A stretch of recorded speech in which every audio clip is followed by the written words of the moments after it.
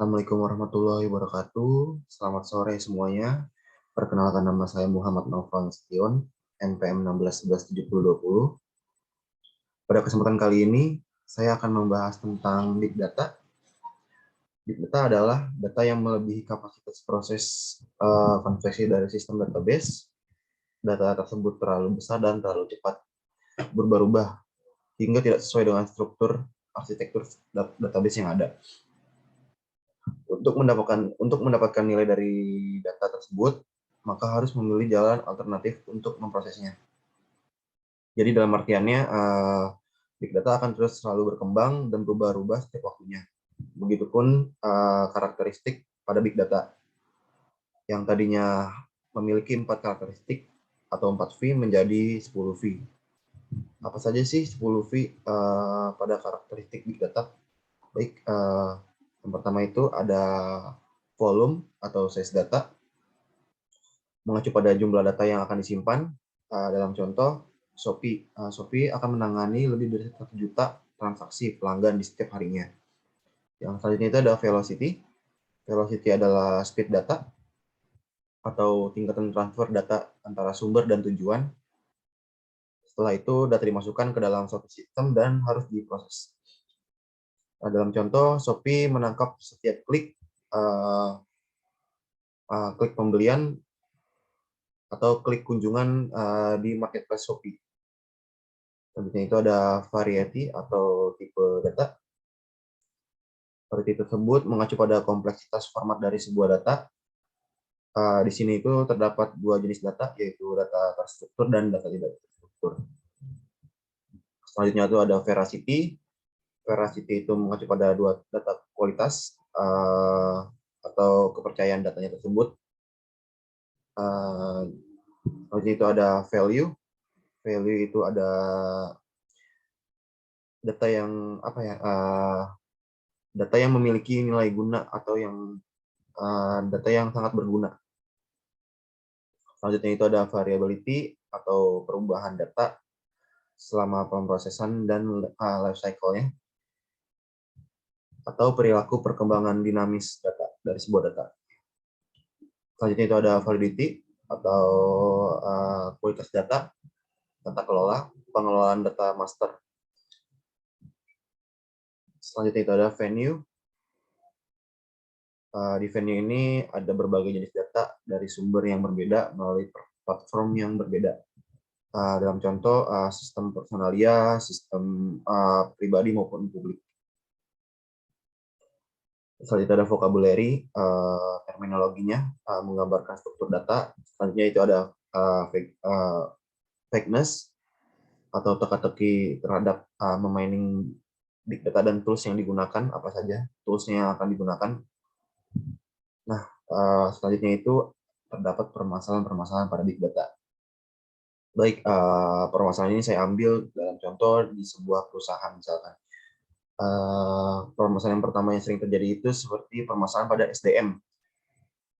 Mengapa pada SDM? Karena banyak SDM itu memiliki atau kurangnya pemahaman atau wawasan untuk big data, serta kurang pengalaman dalam menangani data yang jumlahnya cukup banyak dan kompleks. Permasalahan ini pada intinya dalam perusahaan itu sangat kompleks, sehingga permasalahan ini sangat membutuhkan sekali pengeluaran uang, waktu, dan tenaga. Selanjutnya itu permasalahan keduanya itu yang biasa saya temui itu upscaling. Yang saya baca di internet itu biasanya yang terjadi di permasalahan di perusahaan itu ada upscaling atau growth issues atau pertumbuhan data. Pastinya pada perkembangan bisnis di sebuah perusahaan semakin banyak juga kan yang dihasilkan dari data-data yang akan dihasilkan. Dengan bertambahnya data tersebut, maka kapasitas penyimpanan pun harus bertambah di perusahaan tersebut. Dan bagaimana cara perusahaan menanganinya tersebut? Karena banyak sekali perusahaan itu masih terhambat dan lambat dalam menangani permasalahan tersebut. Selanjutnya itu permasalahan yang selanjutnya itu seperti mengintegritasikan data source. Selanjutnya ada masalah keamanan atau security data pada privasi data. Masalah ini cukup kompleks biasanya karena keamanan dan privasi itu sangatlah krusial kan bagi reputasi sebuah brand, seperti contohnya brand tersebut mendapatkan kerugian berbentuk denda oleh pemerintah sehingga profit turun kan apabila bocor kalau ke banyak pesaing, dan juga reputasi brand tersebut akan hancur apabila kurang dalam memanage data security-nya atau privasi datanya. Selanjutnya itu yang biasa kita temui juga kurangnya tenaga ahli atau tenaga profesional dalam bidang big data seperti data science, data engineer, atau data analis. Terakhir itu ada tidak adanya KPI atau Key Performance Indicator dalam mengolah big data, sehingga membuat pengolahan atau pengembangan big data tidak berjalan dengan baik. Selanjutnya itu saya ingin menjelaskan perbedaan analisis dan analitik. Baik, analisis itu merupakan sebuah informasi yang dilakukan seorang untuk ditafsirkan, dikumpulkan ke dalam pemahaman yang baik, dan membangun narasi atau perencanaan tindakan sebagai tanggapannya. Nah, untuk analitik itu dilakukan oleh sistem atau komputer ketika menerima, menyimpan, dan menghitung dan membuat hasil informasi yang tersedia untuk pemeriksaan. Biasanya analitik itu digunakan untuk tujuan analisis, dan analisis data itu dihitung dengan analitik hanya yang berupa angka dan menunggu suatu tujuan dan penyelesaian. Jadi selanjutnya itu saya akan menjelaskan perbedaan data, informasi, dan knowledge atau pengetahuan. Baik, data itu sesuatu yang belum memiliki nilai arti bagi penerimanya dan masih perlu diolah untuk mendapatkan sebuah informasi dari data yang diolah tersebut. Pada penjelasan ini saya akan menampilkan sebuah gambar, nanti gambarnya akan ada di sini. Selanjutnya itu ada informasi. Informasi itu merupakan kumpulan dari data yang diterima atau dikirim oleh individu ataupun organisasi. Setelah itu diolah dan mendapatkan sebuah informasi dari data tersebut yang akan menjadi sebuah sumber informasi dan sebuah pengetahuan yang akan nantinya dipelajari dan akan diperoleh. Setelah mendapatkan informasi, pastinya kita akan mendapatkan pengetahuan. Nah, pengetahuan tersebut itu didapatkan dari informasi-informasi dan dari data-data yang ada.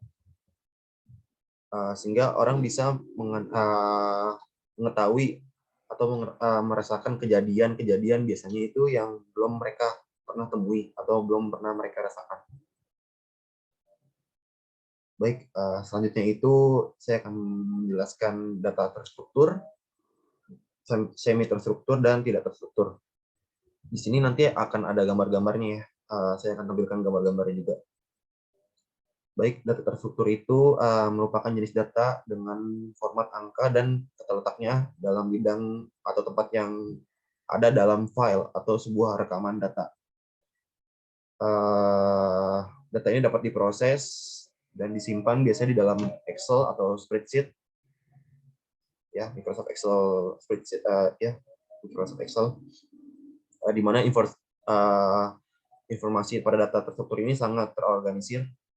Contohnya sebagai berikut. Selanjutnya itu ada data semi terstruktur, merupakan data yang dimasukkan ke dalam sebuah tabel, namun skemanya berbeda dengan tabel biasa, hanya terdiri dari baris dan kolom.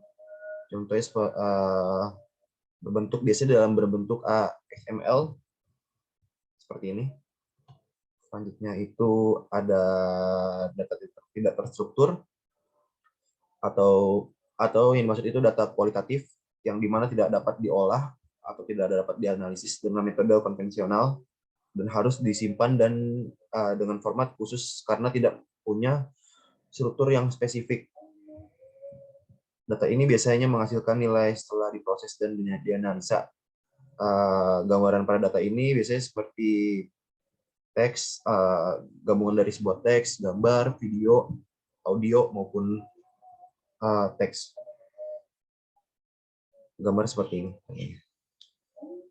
Selanjutnya ada perbedaan data science dan business intelligence. Pada data science itu yang saya ketahui itu ilmu yang mengembangkan antara komputer dan statistika, dan untuk business intelligence itu adalah tools yang digunakan untuk transformasi dari data mentah ke data jadi. Selanjutnya saya akan menjelaskan perbedaan data science dan data engineer. Data engineer itu orang-orang yang mengembangkan platform yang telah diolah oleh data science, mulai dari merancang arsitektur, database, hingga memelihara infrastruktur di sebuah perusahaan. Nah, untuk data science itu merupakan orang yang mengambil dari dan mengumpulkan big data. Kemudian data tersebut diolah serta digali untuk menemukan insight yang berguna untuk masa ke depannya dalam membantu perusahaan untuk proses pengambilan keputusan atau decision maker. Sedangkan untuk business intelligence itu dia yang mengambil dan mengumpulkan, mengatur data untuk mendapatkan suatu kesimpulan atau decision sesuai dengan proyek yang sedang diamati, entah itu penjualan, inventaris, maupun sosial media. Selanjutnya, yang terakhir itu saya akan menjelaskan ilustrasi Hadoop HDFS. Hadoop itu memiliki kesimpulan atau output yang tinggi pada aplikasi dan cocok untuk aplikasi yang memiliki dataset yang besar. HDFS ini sekarang saat ini merupakan sub-project dari Apache Hadoop. Terdapat satu node di dalam cluster pada Hadoop HDFS yang dimana akan mengatur penyimpanan pada node yang berjalan, sehingga apabila data masuk ke dalam node, data tersebut akan tersimpan di dalam node, di data node, dan data yang sudah masuk akan dipecah dan disimpan ke seluruh data node. Setiap node juga harus terinstall Hadoop agar dapat berjalan dengan baik dalam melakukan komunikasi dengan lancar. Dan selanjutnya itu kelebihannya, ya. Dan selanjutnya ada kelebihannya itu dari data node ini dia akan tetap berjalan apabila ada salah satu komponen yang terdapat kerusakan. Misalkan contohnya data node error, maka data yang hilang itu akan mudah merecover karena sudah terjadi duplikasi di blok lainnya. Fungsi dari HDFS pada Hadoop HDF ini untuk menyimpan data dari Hadoop. Mungkin itu saja penjelasannya. Terdapat 7 poin yang saya jelaskan pada presentasi ujian akhir semester Big Data ini. Semoga bermanfaat. Kurang lebihnya mohon maaf. Wabillahi taufiq wal hidayah. Wassalamualaikum warahmatullahi wabarakatuh.